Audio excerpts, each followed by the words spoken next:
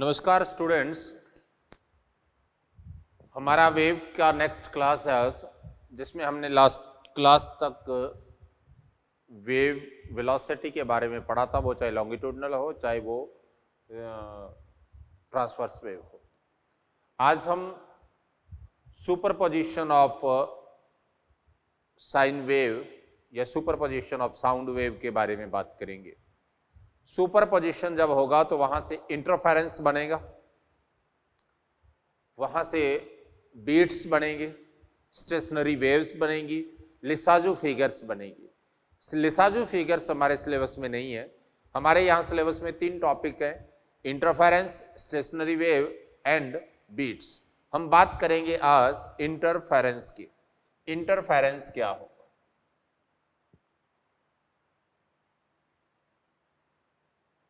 Interference क्या है? When two waves of equal frequency and near about equal amplitude are moving in same direction, superimposed with each other, then at some positions amplitude become maximum and at another some points amplitude become minimum. Such type of phenomena is known as interference. तो interference में क्या होगा? एक point पर maximum हो जाएगा और दूसरे पॉइंट पर एम्पलीट्यूड मिनिमम होगा। एम्पलीट्यूड मैक्सिमम हो जाएगा देन इंटेंसिटी भी मैक्सिमम हो जाएगी। मान लीजिए आपके पास 2 वेव है, पहली है y1 equal to a1 sine omega T minus के एक्स और दूसरा है y2 equal to a2 sine omega T minus के एक्स प्लस फाइव। तो इनके सुपर इम्पोज से क्या बनेगा? y equal to y1 plus y2। आपके पास क्या आ जाएगा? y equal to a1 sine omega T minus के एक्स प्लस a2। इसको आप ओपन कर लेंगे sine a plus sine b से। क्या आ गया? साइन a कॉस b और plus cos a sine b। आपके पास फाइनली रिजल्ट क्या आ गया? y equal to a1 plus a2 cos five into sine omega T minus के एक्स। कॉमन आ गया, यहाँ से a1 था, यहाँ से a2 कॉस फाइव था और plus a2 sine five, a2 sine five और आपके पास क्या आ गया? कॉस ओमेगा टी माइनस के एक्स। क्लियर? अब देखिए जो रिजल्टेंट वेव बनेगी वो कुछ ऐसी बनेगी, y equal to are sine omega T minus के एक्स प्लस थीटा बनेगी। यहां r क्या है? रिजल्टेंट एम्पलीट्यूड है एंड थीटा क्या है आपके पास? Resultant phase, resultant phase difference. अगर आप इस इक्वेशन को ओपन करते हैं a प्लस बी का फॉर्मूला अप्लाई करके तो क्या आएगा? y equal to are sine omega T minus के x cos theta plus cos omega T minus के एक्स साइन थीटा। अब अगर इन दोनों को कंपेयर करते हैं, साइन ओमेगा टी माइनस के एक्स की जगह साइन ओमेगा टी माइनस के एक्स है तो आर कॉस थीटा की जगह क्या आ गया आपके पास? क्या रिजल्ट आ गया? R cos theta equal to क्या आएगा भाई?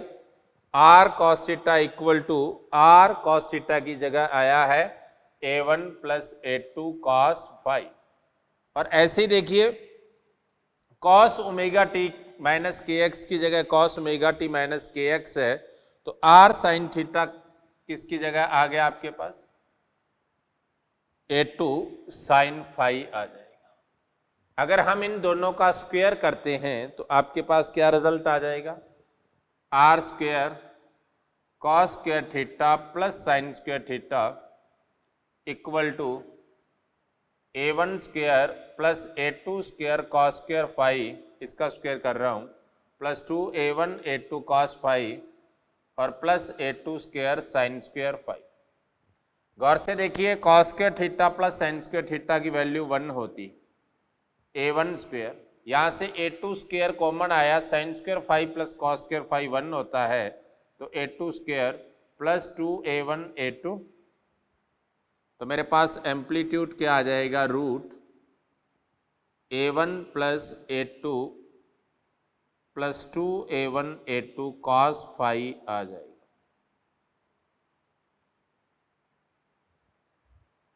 अगर हम इंटेंसिटी की बात करें, आपको पता है intensity I directly proportional to R square होता है, जिसे आप ऐसा भी लिखते हैं I equal to K R square, where K is a constant, then आप लिख सकते हैं I इक्वल टू के A1 स्क्वायर के A2 स्क्वायर प्लस 2 के A1 A2 कॉस 5। यहाँ देखिए कि A1 स्क्वायर है, A2 स्क्वायर, लेकिन यहाँ स्क्वायर नहीं है, तो आप इसे ऐसा भी लिख सकते हैं कि A1 स्क्वायर के A2 स्क्वायर प्लस 2 रूट के A1 स्क्वायर के A2 स्क्वायर कॉस 5। जैसे आप I को के आर स्क्वायर लिख सकते हैं, वैसे के A1 स्क्वायर को I1 लिख सकते हैं। तो आपके पास रिजल्टेंट इंटेंसिटी क्या होगी, I1 plus I2 plus 2 root I1 I2 cos 5। ये मेरे पास रिजल्टेंट इंटेंसिटी और रिजल्टेंट एम्पलीट्यूड आ जाएगा। मेरी बात क्लियर? अब यहां से देखिए, आपको पूछ लेता है कि इंटरफेरेंस के टाइप्स कितने होते हैं। इंटरफेरेंस दो प्रकार का होता है। एक पॉइंट पर आपके पास इंटेंसिटी मैक्सिमम होती है और यहां इंटेंसिटी मैक्सिमम होती है, उस पॉइंट को आप कहते हैं कंस्ट्रक्टिव इंटरफेरेंस। कंस्ट्रक्टिव इंटरफेरेंस क्या होता है? Constructive interference a point where the position where intensity become maximum is known as constructive interference। मतलब I and R इस पॉइंट पर मैक्सिमम होंगे। R किस पर डिपेंड कर रहा था? cos phi पर। I भी किस पर डिपेंड कर रहा था? cos phi पर। इसका मतलब यहां cos phi आपके पास मैक्सिमम है, और मैक्सिमम कितना होता है? +1 होता है। ओके, तो इसका मतलब फाई की वैल्यू क्या होगी? 0 हो सकती है, 2 पाई हो सकती है, 4 पाई हो सकती है, 2n पाई हो सकती है। कहने का मतलब if the phase difference between both waves is even integer of pi, then interference will be constructive. अगर आपके पास फेज डिफरेंस ये है, तो फेज डिफरेंस को आप लिखते हैं k into path difference 2 pi lambda by del x. तो पाथ डिफरेंस आपके पास क्या हो गया? Lambda by 2 pi into del phi. तो आप लिख सकते हैं path difference del x equal to lambda by 2 pi into 2n pi. तो आपके पास क्या आ जाएगा? n lambda. इसका मतलब डेल एक्स क्या हो गया? 0 lambda 2 lambda 3 lambda up to. इसका मतलब कंस्ट्रक्टिव इंटरफेरेंस के लिए path difference should be total integer of lambda. Okay, multiple integer होगा किसका? लैम्डा का, और वो क्या है? इवन इंटीजर होगा किसका? पाई का। इस केस में आपके पास आर मैक्सिमम क्या होगा? आर मैक्सिमम cos phi 1 होगा, तो a1 square plus a2 square plus 2a1 a2, जिसे आप लिख सकते हैं a1 प्लस a2 के स्क्वायर का रूट, मतलब a1 प्लस a2। अगर आपके पास a1 और a2 इक्वल हो जाते हैं a0 के, तो आप r मैक्सिमम क्या लिख सकते हो? 2a0 लिखो। क्लियर? उसके बाद देखिए, अगर मैं यहां से इंटेंसिटी की बात करूं, तो इंटेंसिटी के लिए क्या होगा? I maximum equal to I1 plus I2 plus 2 root I1 I2, जिसे आप लिख सकते हैं root I1 plus root I2 का होल स्क्वायर भी लिख सकते हैं। क्लियर? और अगर आपके पास दोनों की इंटेंसिटी सेम हो जाती है वेव की, तो I मैक्सिमम आपके पास क्या हो जाएगा? 4I0 हो जाएगा। मेरी बात क्लियर? यहीं से एक रिजल्ट और आ जाता है कि अगर अपने पास A1 और A2 इक्वल है, दोनों का एम्पलीट्यूड हमने बोला था नियर अबाउट इक्वल होना चाहिए। अगर एग्जैक्टली इक्वल हो जाए देन क्या होगा? देखिए, अगर दोनों का amplitude A1 and A2 is equal to A0, तो उस केस में रिजल्टेंट एम्पलीट्यूड क्या होगा? देखिए, when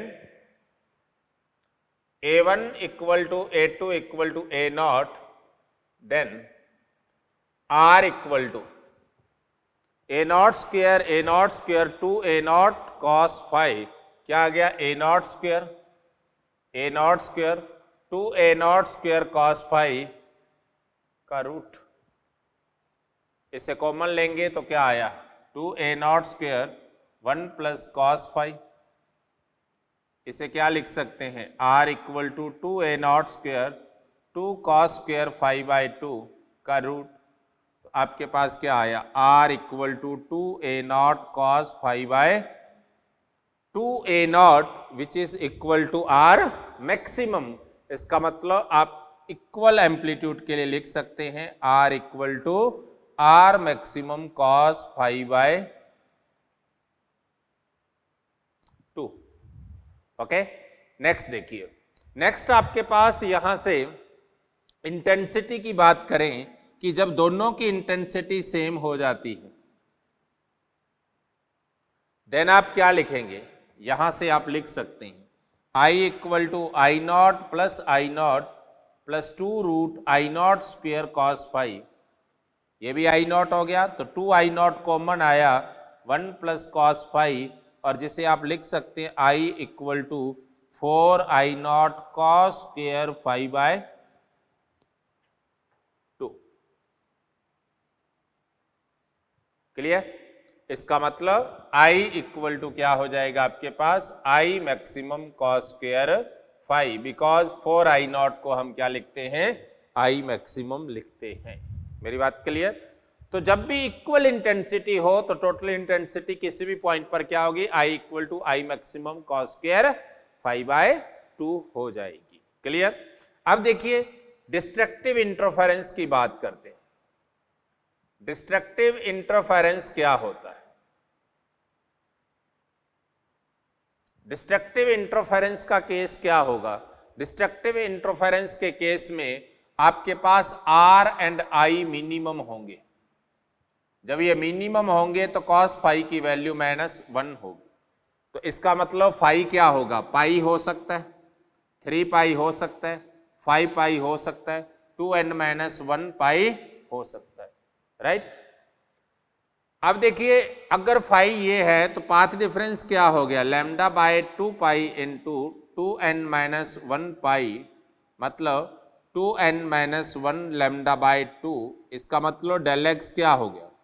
lambda by 2, 3 lambda by 2, 5 lambda by 2। इसका मतलब लैम्डा बाय 2 का ऑड इंटीजर हो जाएगा। अगर हम यहां से मिनिमम R की बात करते हैं तो cos phi -1 होगा, तो A1 square A2 square -2 A1 A2, जिसे आप लिख सकते हैं R मिनिमम क्या होगा? दोनों का एम्पलीट्यूड इक्वल क्यों होना चाहिए? क्लियर इंटरफेरेंस के लिए। क्लियर इंटरफेरेंस का मतलब या A1 A2 इक्वल होगा A0 के, तो आप कह सकते हैं R मिनिमम क्या मिल जाएगा? जी। ऐसे ही आपके पास I मिनिमम क्या आ जाएगा? √I1 माइनस √I2 का स्क्वायर आ जाएगा। मेरी बात क्लियर? तो ये इस तरह से आपके पास क्या होगा? इंटरफेरेंस का पूरा कंसेप्ट आ जाएगा। क्लियर? पूरे कंसेप्ट में क्या है?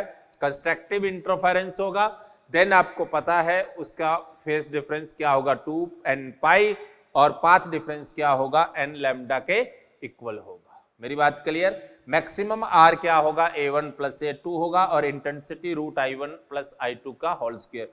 और डिस्ट्रक्टिव इंटरफेरेंस के केस में R मिनिमम हो जाएगा, फाई क्या होगा? 2n-1 पाई, तो del x 2n-1 lambda by 2 होगा।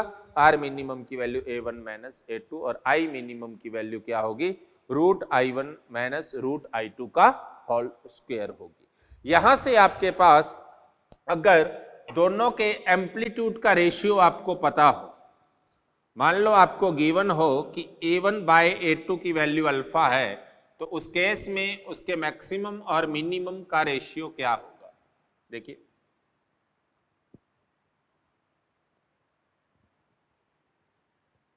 आपको गिवन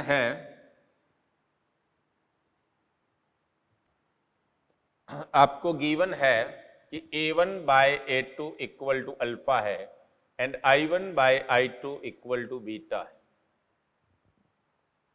राइट। आपको पता ही है कि I1 बाय I2 को क्या लिखेंगे, A1 बाय A2 का स्क्वायर लिखेंगे, मतलब बीटा को आप अल्फा स्क्वायर लिख सकते हैं या अल्फा को आप रूट बीटा भी लिख सकते हैं। इस केस में मैक्सिमम टू मिनिमम का रेशियो पूछ लेते तो क्या होगा, A1 plus A2 bye A1 minus A2, जिसे आप ऐसा भी लिख सकते हैं A1 by A2 plus 1 A1 by A2, और जिसे आप क्या लिख सकते हैं R maximum by R minimum equal to alpha plus 1 by alpha minus 1। ऐसा नहीं लिखना तो आप इसे ऐसा भी लिख सकते हैं root beta minus 1 by root beta plus 1 by root beta minus. ऐसे ही आपको I maximum by I minimum पूछा हो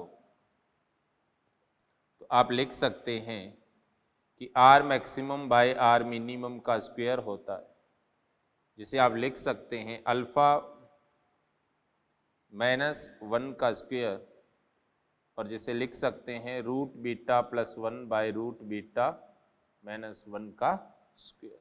ये आपके पास इनके रिलेशंस आ जाएंगे। मेरी बात क्लियर। एक और बात देखिए, अगर इंटेंसिटी की बात करते हैं, मान लो दोनों इक्वल की बात ही कर लें या दोनों अलग अलग की बात कर लें। अगर मैं एवरेज इंटेंसिटी की बात देखता हूं, अगर इंटरफेरेंस नहीं होता तो उस केस में दोनों की इंटेंसिटी क्या होगी।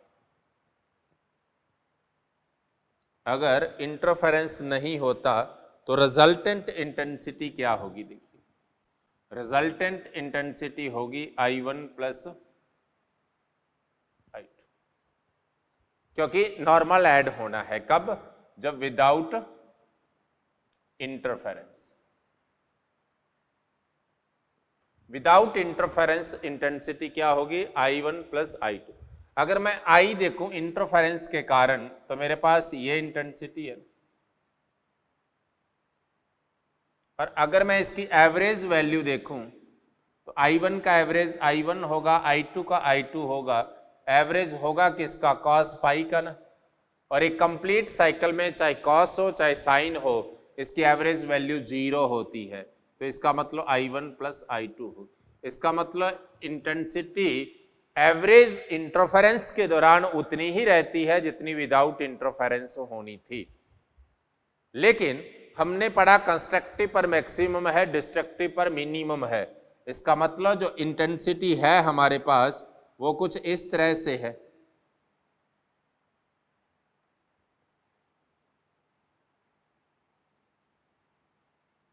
अगर मैं इंटरफेरेंस की बात करूं तो आपको पता है zero phase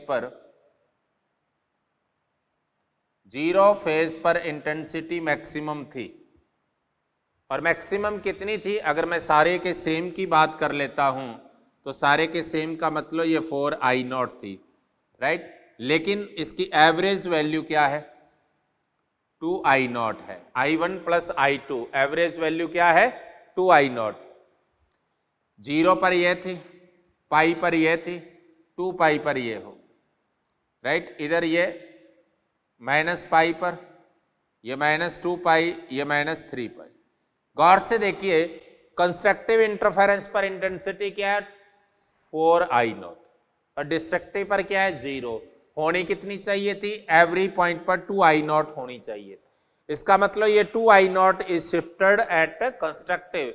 it means in the case of interference total energy remain conserved, but it transfer from destructive interference point to constructive interference point। Destructive वाले पॉइंट से कहां चली जाती है, कंस्ट्रक्टिव वाले पॉइंट पर चली जाती है, लेकिन टोटल क्या रहती है, कांस्टेंट रहती है। मेरी बात क्लियर। अब हम इसके कुछ क्वेश्चंस के बारे में बात करेंगे। ओके, अब ये आपके पास 3 क्वेश्चन है सामने। इन तीनों क्वेश्चंस की अगर हम बात करें, पहला क्वेश्चन देखिए, two sound with source produce sound of same frequency and I naught and 4 I naught intensity at point P.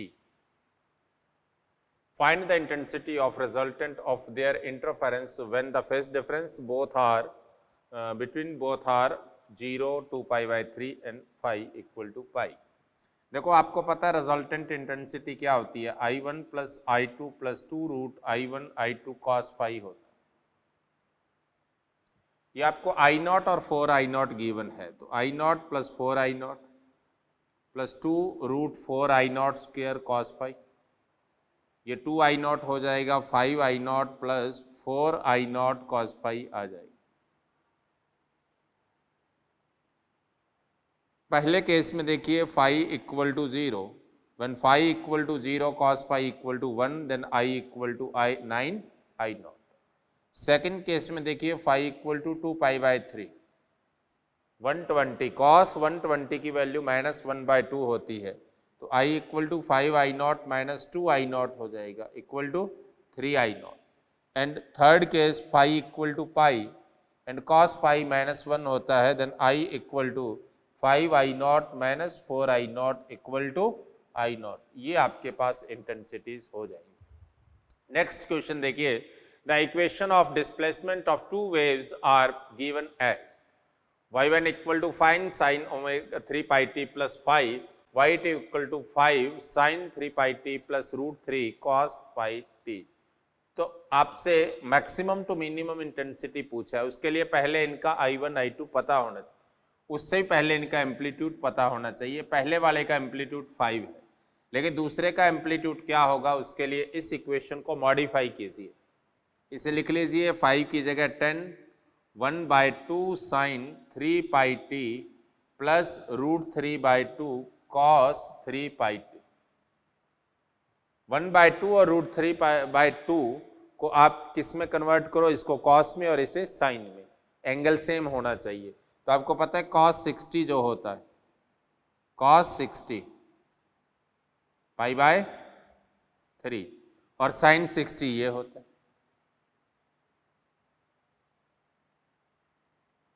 तो इसका मतलब ये sine a cos b plus cos a sine b बन गया, जिससे साइन a प्लस b लिख सकते हैं। एक्चुअली में इक्वेशन ये हो जाएगी साइन 3 pi/t प्लस pi/3 हो जाए। अब आपको पता है इसका एम्पलीट्यूड क्या था, a1 इक्वल टू 5 था, तो a2 आपके पास 10 हो गया है। आपको r maximum bye a1 by a2 की वैल्यू आपके पास क्या आ गई, जिसे हम अल्फा लिखते थे 1/2 या 2 लिख सकते हैं, बड़े बाय छोटा लिख दीजिए। तो आप इसको ऐसा भी लिख सकते हैं a2 bye a1 equal to 2। तो आपको पता है आई मैक्सिमम बाय आई मिनिमम का फॉर्मूला मैंने बताया था आपको अभी थ्योरी में, क्या alpha plus 1 by alpha minus 1 का स्क्वायर। तो 2 प्लस 1 बाय 2 माइनस 1 का स्क्वायर कितना आ जाएगा, 9:1 आ जाएगा। ओके, नेक्स्ट क्वेश्चन देखिए इंटरफेरेंस का। ये ऐसा एक क्विंकेट ट्यूब नाम से एक ट्यूब भी होती है इंटरफेरेंस के लिए। A sound wave starting from S1 follow path S and follow two path S, E, F, D, and second S, E, A, B, F, D, right? A, E और B, F equal to 0.6 L और ये L है आपकी, right? If the wavelength of sound is 11 meter, then find the maximum.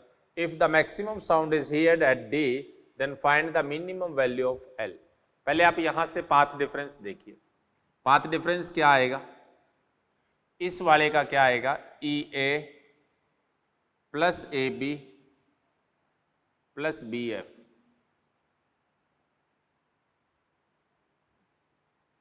और इस वाले का क्या आएगा, माइनस EF। EF और AB इक्वल हैं, ये कैंसिल हो जाएंगे, बोथ आर इक्वल। तो आपके पास पाथ डिफरेंस क्या बचेगा, पाथ डिफरेंस आपके पास बच जाएगा EA प्लस BF, मतलब 0.6 एंड 0.6 कितना हो गया, 1.2L हो जाएगा।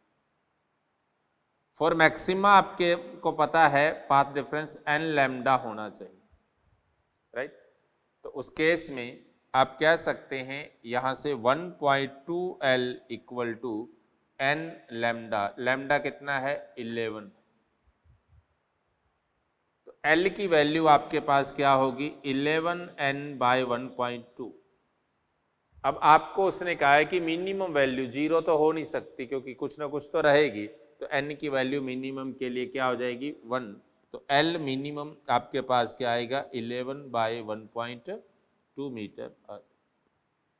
ओके, ऐसे ही एक क्वेश्चन और आ जाता है इंटरफेरेंस में कि आपके पास ये दो सोर्स हैं, उनका वेवलेंथ आपको दे दिया जाएगा, साउंड का जो भी वेवलेंथ होगा, और उस केस में इंटरफेरेंस की बात की जाएगी।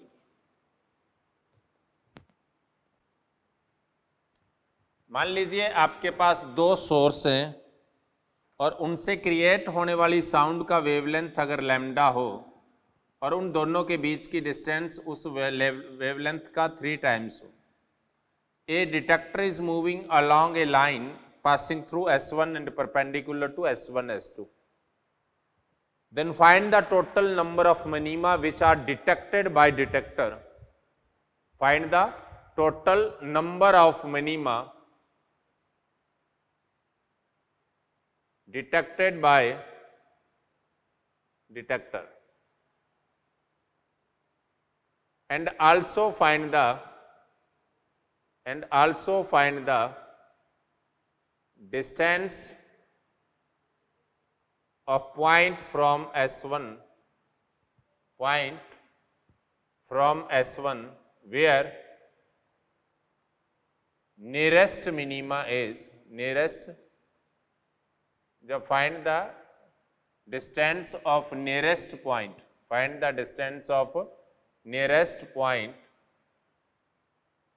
where minima is detected, ये आपके पास कोई क्वेश्चन है। अब देखिए, कोई भी detector is moving along a line, straight line, कौन सी line, which is passing through S1, इस लाइन के अलोंग मूव कर रहा है कोई भी डिटेक्टर। उस केस में हमें पता करना है कि वो कहाँ पर डिटेक्ट करेगा मिनिमा। सबसे पहले इसमें पाथ डिफरेंस की बात करते हैं। मान लीजिए डिटेक्टर किसी पॉइंट P पर है, राइट, तो उस केस में पाथ डिफरेंस क्या होगा, इनमें path difference del x equal to S1P minus S2P होगा। Okay, S2P minus S1P। अगर आपके पास S1P मैक्सिमम है तो डेल एक्स मिनिमम होगा। इसका मतलब जब S1P इन्फानाइट पर होगा तो डेल एक्स 0 हो जाएगा। इसका मतलब मिनिमम पाथ डिफरेंस 0 कहाँ होगा, एट इन्फानाइट पर होगा। और जब S1P मिनिमम होगा, मिनिमम मतलब 0 होगा, तो डेल एक्स आपके पास मैक्सिमम हो जाएगी। तो डेल एक्स की जो मैक्सिमम वैल्यू है आपके पास वो कितनी होगी, जब P चलकर S1 पर आ जाएगा तो S1P 0 हो गया तो पाथ डिफरेंस S2 हो जाएगा, जो कितना होगा 3 लैम्डा। इसका मतलब इसके अंदर जो पाथ डिफरेंस है वो 0 से लेकर के 3 लैम्डा तक होगा। 0 वाले को डिटेक्ट करना पॉसिबल नहीं है बिकॉज ये इन्फानाइट पर है। तो इसका मतलब डिटेक्ट कहाँ कहाँ किए जाएंगे, आपसे पूछा है टोटल मिनिमा पूछे हैं। डेल एक्स की वैल्यू की बात करें, देखो 0 के बाद क्या होगा, इधर 3 लैम्डा के बीच में क्या होगा, लैम्डा और 2 लैम्डा, इसके अलावा lambda by 2, 3 lambda by 2 and 5 lambda bye, तो ये मिनिमा होंगे, 3 मिनिमा डिटेक्ट किए जाएंगे। तो total number of minima which are detected by detector are, जो नियरेस्ट पॉइंट होगा आपके पास, ये P पॉइंट है नियरेस्ट, और यहां पर ये नियरेस्ट मिनिमा है। नियरेस्ट मिनिमा कहाँ होगा, देखिए 0 कहाँ था, इन्फानाइट पर था, तो पैटर्न इधर से स्टार्ट हो रहा है, तो ये सबसे नजदीक कौन सा होगा, ये थर्ड मिनिमा होगा आपके पास, ये वाला, राइट, क्योंकि यहां पर आकर 3 लैम्डा हुआ है, यहां 0 था, तो पैटर्न इधर से आ रहा है, तो नियरेस्ट पॉइंट पर थर्ड मिनिमा होगा, जिसके लिए पाथ डिफरेंस आपको पता लग गया है। आप यहां से डिस्टेंस पता कर सकते हैं। कैसे पता करेंगे? आपको ये x पता करना था। आपको पता है कि S2P minus S1P equal to क्या है? 3 लैम्डा बाई 2। तो S2P को आप क्या लिख सकते हैं? S1P प्लस 3 लैम्डा बाई 2, मतलब x प्लस 3 लैम्डा बाई 2। आप यहां से बाइनोमियल थ्योरम लगाएंगे तो S2P square equal to S1 square plus S1P square. Value put कर देंगे तो x प्लस 3 लैम्डा बाई 2 का स्क्वायर इक्वल टू ये क्या है? 9 lambda square plus x square. जब आप इसका रिजल्ट निकाल लोगे यहां से तो रिजल्ट आपके पास क्या आ जाएगा? यहां से इसका रिजल्ट कैसे आ जाएगा? देखिए, इसका रिजल्ट आ जाएगा यहां से x square plus 9 lambda square by 4 plus 3 lambda x equal to x square plus 9 lambda square, x square cancel to x square, then 3 lambda x equal to 9 lambda square minus 9 lambda square by 4। तो कितना हो गया? 27 lambda square by 4। तो आपके पास ये cancel हो गया 9 lambda से, तो x इक्वल टू क्या हो गया? 9 lambda by 4 रिजल्ट आ जाएगा। ओके, तो ये पॉइंट था आपका इंटरफेरेंस। नेक्स्ट पॉइंट हम बात करते हैं। हाँ भाई, नेक्स्ट पॉइंट स्टैंडिंग वेव आता है। स्टैंडिंग वेव से पहले हम एक पॉइंट पढ़ेंगे, रिफ्लेक्शन कैसे होता है। देखिए, रिफ्लेक्शन ऑफ वेव्स।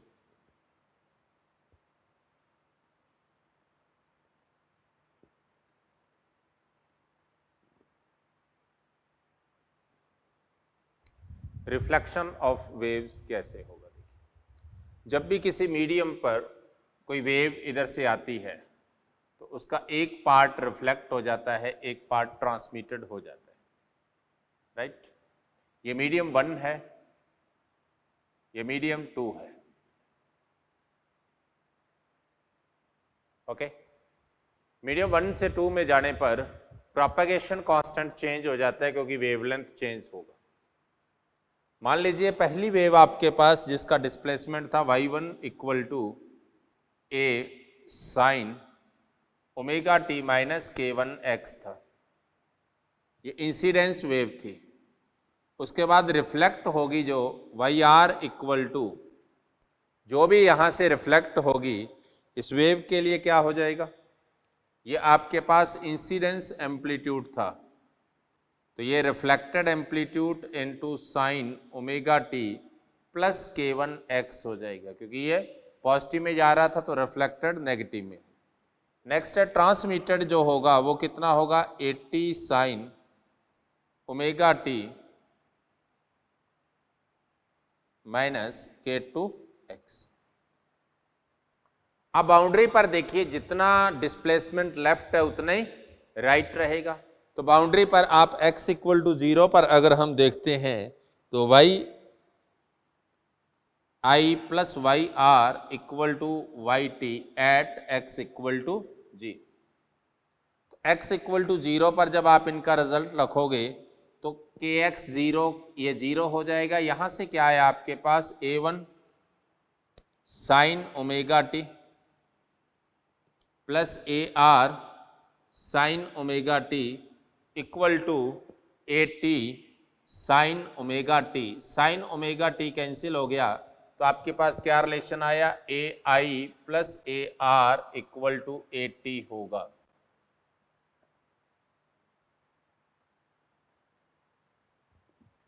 अगर इस बाउंड्री पर ये इक्वल है तो इनकी स्लॉप क्या हो जाएगी? आप लिख सकते हैं DYI by DX plus DYR by DX equal to DYT by DX। आप इनका डिफरेंशियल करके रखें तो यहां से क्या आया? Minus AI K1 cos omega T minus K1X plus यहां से क्या आया? K1 AR cos omega t plus K2X, और यहां से क्या आया?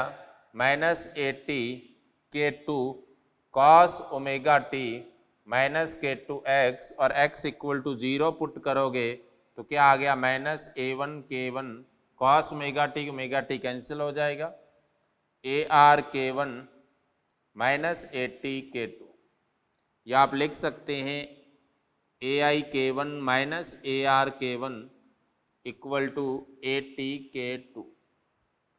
इन दो इक्वेशन से हम इनका रिजल्ट निकाल लेंगे। इसे ऐसा भी लिख सकते हैं AI minus AR equal to ATK2 by, अगर हम इन दोनों को ऐड कर देते हैं तो आपके पास क्या आया, 4 प्लस 4 माइनस 5 कर दें तो AI कैंसिल हो जाएगा, 2AR इक्वल टू आपके पास क्या आ जाएगा,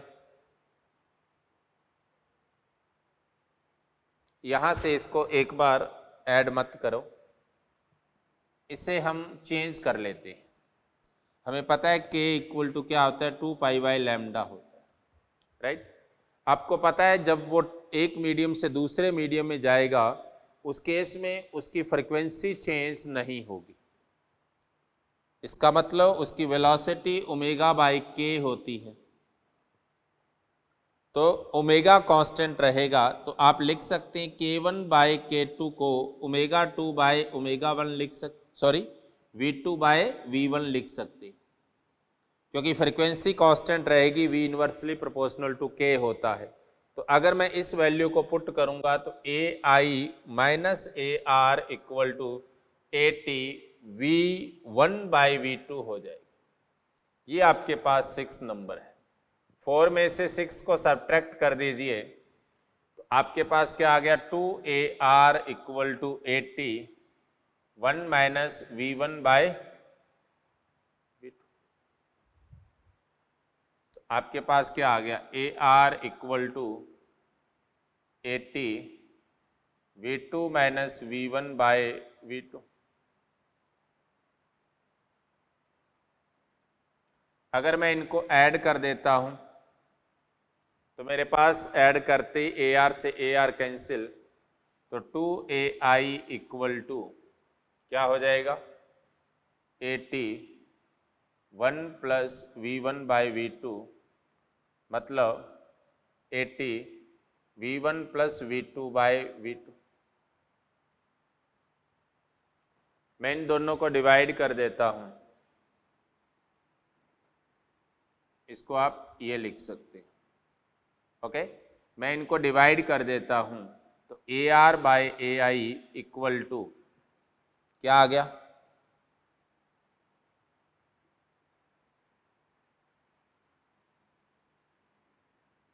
AR by AI, AT cancel, 2V2 cancel, तो V2 minus V1 by V2 plus V1, मतलब AR की वैल्यू क्या होगी, V2 minus V1 by V2 plus V1 into AI आ जाएगी। और 8 नंबर से आपको क्लियर दिख रहा है कि AT की वैल्यू क्या होगी, 2V2 by V1 plus V2 into AI आ जाएगी।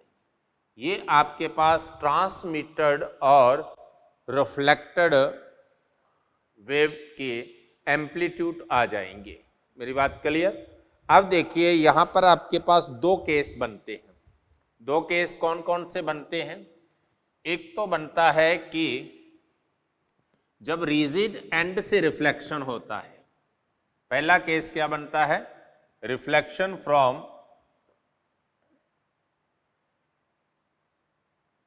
Rigid and. जब भी रिजिड एंड से रिफ्लेक्शन होगा उस केस में क्या होगा, देखिए रिजिड एंड से रिफ्लेक्शन होगा तो उस केस में जो सेकंड मीडियम है वो रिजिड है, और रिजिड होने पर उसकी जो टेंशन है वो लार्ज हो जाएगी।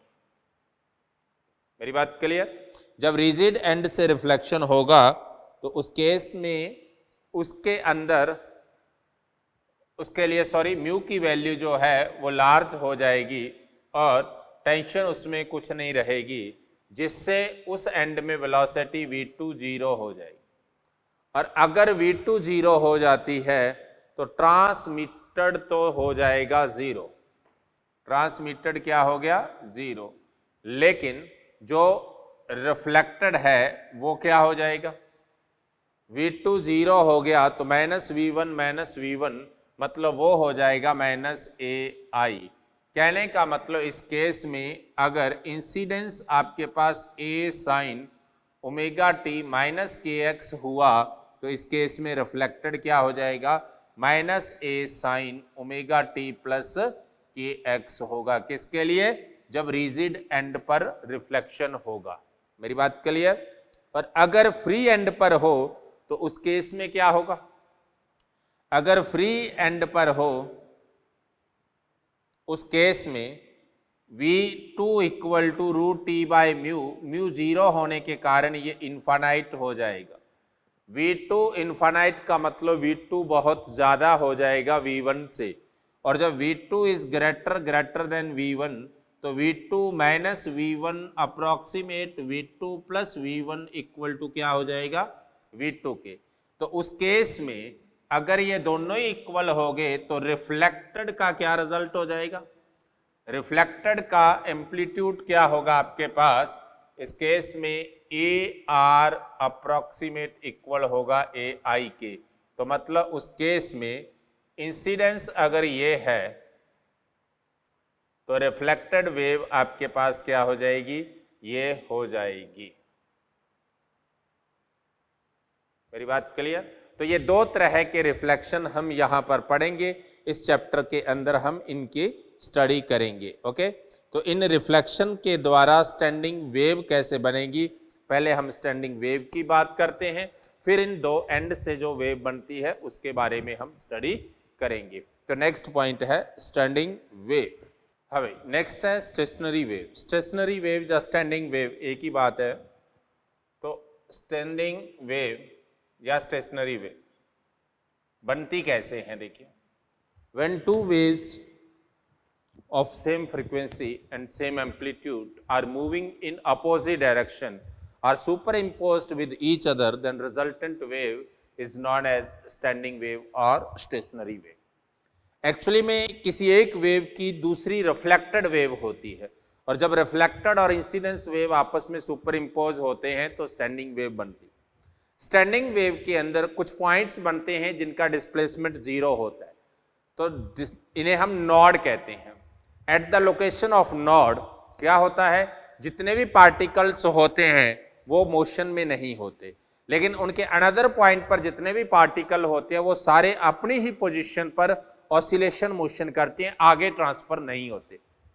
ये नोड है, ये रेस्ट पर रहते। इसके अंदर के पॉइंट क्या होते हैं, सब ऑसिलेट होते हैं, जिनका मीन पोजीशन में मैक्सिमम वेलोसिटी अलग अलग होती है, बिकॉज उनका एम्पलीट्यूड अलग अलग होता है। ये कम एम्पलीट्यूड, ज़्यादा, फिर ज़्यादा, फिर ज़्यादा, कुछ इस तरह की वेव बनती है। ओके, मैक्सिमम एम्पलीट्यूड जिनका होता है उन पॉइंट्स को हम क्या कहते हैं, एंटी नोड कहते हैं। राइट। अब ये वेव बनेगी कैसे, आपके पास दो तरीके हैं।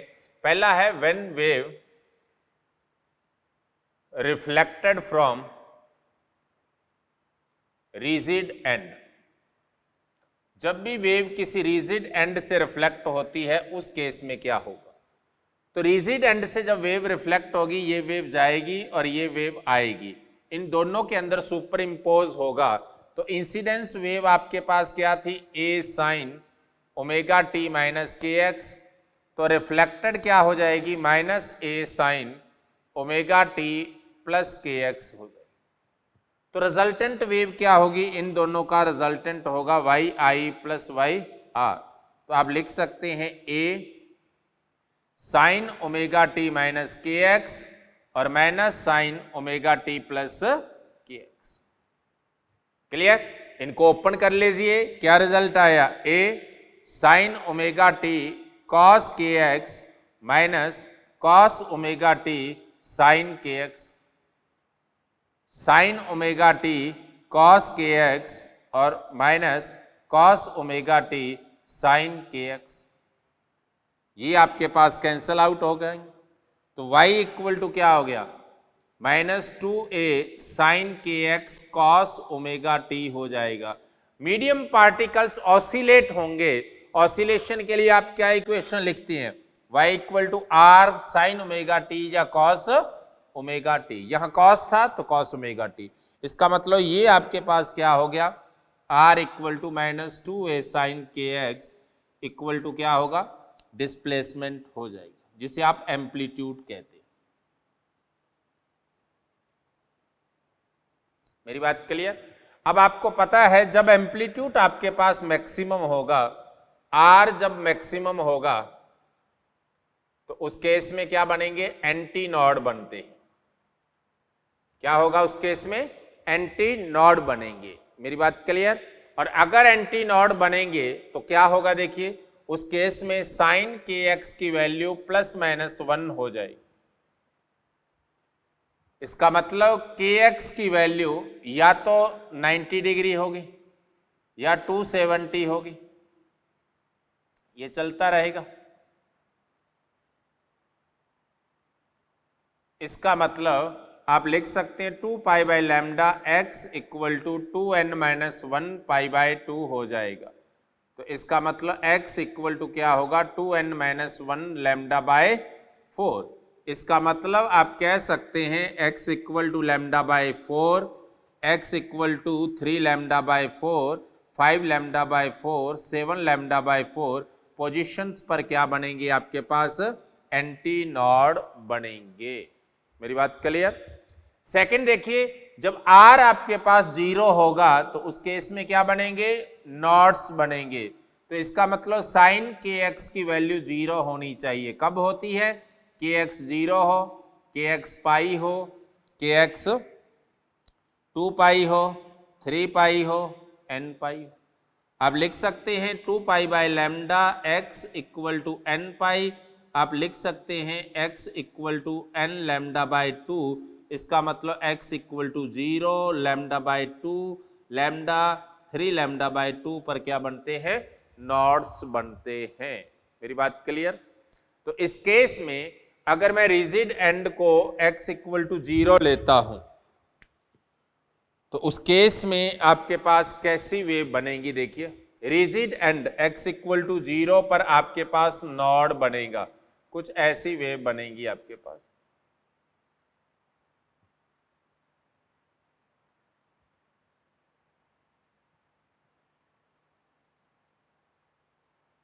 क्लियर। इसमें क्या होगा, नॉड बनेंगे प्लस इसमें एंटी नॉड बनेंगे। तो ये आपके पास पहला नॉड बना, ये दूसरा नॉड बना, ये तीसरा नॉड बना, ये चौथा नॉड बना। ये आपके पास पहला एंटी नॉड बना, ये दूसरा एंटी नॉड बना, ये तीसरा एंटी नॉड बना। इनकी अगर लोकेशन की बात करें तो ये 0 थी, ये लोकेशन क्या होगी, लैम्डा बाय 4, क्योंकि पहला एंटी नॉड कहाँ बनता है, लैम्डा बाय 4 पर। दूसरा नॉड कहाँ पर बनता है, लैम्डा बाय 2। अगला एंटी नॉड कहाँ पर बनता है, 3 लैम्डा बाय 4। उससे अगला नॉड कहाँ पर बनता है, लैम्डा। फिर आपके पास 5 लैम्डा बाय 4 और फिर आपके पास क्या है, 3 लैम्डा बाय 2। गौर से देखिए, the distance between 2 successive node कितना है, lambda by 2 lambda by 2 lambda by 2। कितनी डिस्टेंस पर है ये, lambda by 2 lambda by 2 lambda by 2। और distance between node and antinode ये कितना है, लैम्डा बाय 4। ये भी कितना है, लैम्डा बाय 4। ये भी कितना है, लैम्डा बाय, और ये भी कितना है, लैम्डा बाय 4। मेरी बात क्लियर। तो एंटी नॉड जो होते हैं वो कितनी डिस्टेंस पर बनेंगे, वो लैम्डा बाय 2 लैम्डा बाय 2 पर बनेंगे। और नॉड भी कितनी कितनी डिस्टेंस पर बनेंगे, लैम्डा बाय 2 लैम्डा बाय 2 पर बनेंगे। लेकिन एक एंटी नॉड और दूसरा नॉड कितनी डिस्टेंस पर बनेगा, वो बनेगा लैम्डा बाय 4 डिस्टेंस पर बनेगा। ये कब की वेव बनती है, जब wave reflected from rigid and. मेरी बात क्लियर। इसमें वेव का कोई ट्रांसफर नहीं होता, ये पार्टिकल यहां वाइब्रेट होते हैं, यहां वालों का एम्पलीट्यूड ये, यहां वालों का ये ओके, अलग अलग एम्पलीट्यूड से वाइब्रेट होंगे सारे, जिससे इनकी मीन पोजीशन में एक साथ आएंगे। एक साथ ये सारे पार्टिकल मीन पोजीशन में आएंगे, वहां पर मैक्सिमम वेलोसिटी डिफरेंट पार्टिकल की डिफरेंट होगी। इन पार्टिकल की वेलोसिटी क्या रहेगी, 0 रहेगी। मेरी बात क्लियर? ये आपके पास लूप्स बनेंगे।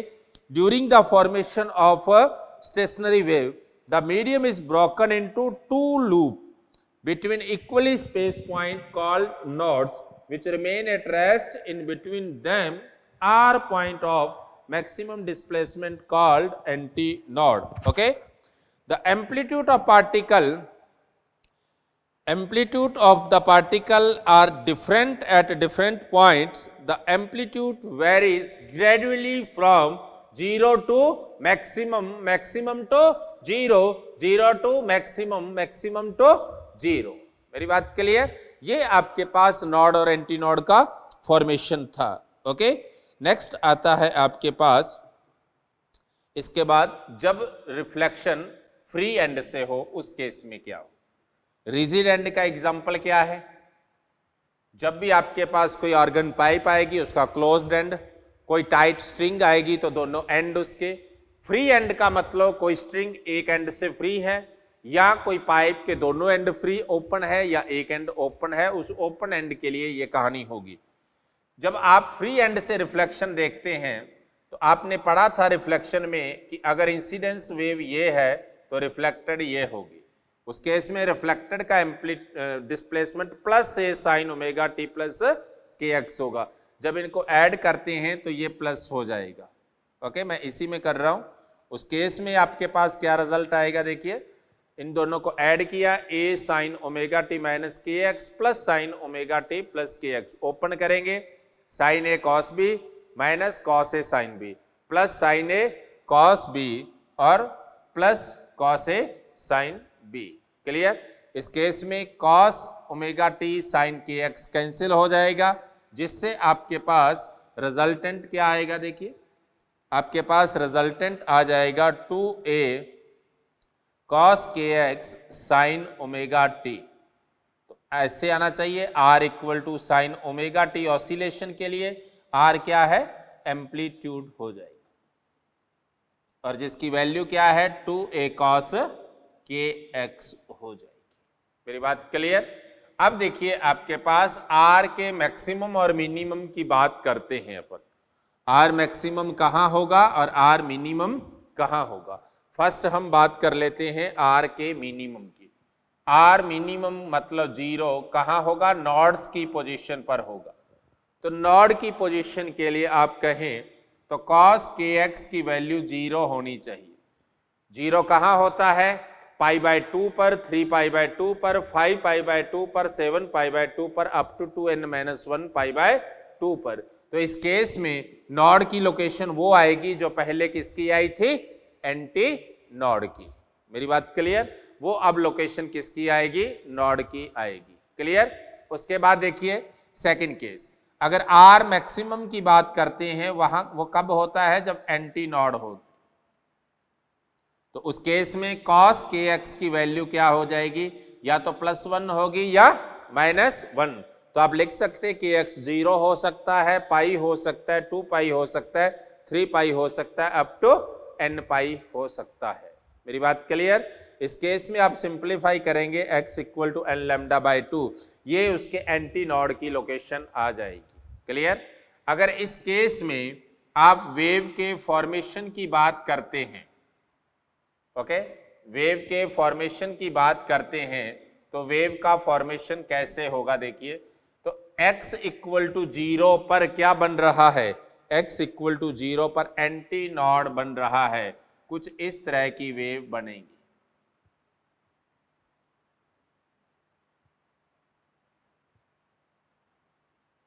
क्लियर? यहां पर ये x इक्वल टू 0 की बात कर रहे हैं अपन। x इक्वल टू 0 पर आपके पास पहला एंटी नॉड बनेगा, ये पहला नॉड बनेगा। नॉड कहाँ बन रहा है? पहला लैम्डा बाय 4 पर, राइट? उसके बाद देखो अगला एंटी नॉड कहाँ पर बन रहा है? लैम्डा बाय 2 पर। फिर अगला नॉड कहाँ बन रहा है? अगला नॉड बन रहा है antinode, sorry 3 lambda by 4 पर, सॉरी नॉड। अगला नॉड कहाँ बन रहा है? 3 लैम्डा बाय, ये लोकेशन किसकी है? नॉड्स की। उससे अगला एंटी नॉड कहाँ बन रहा है?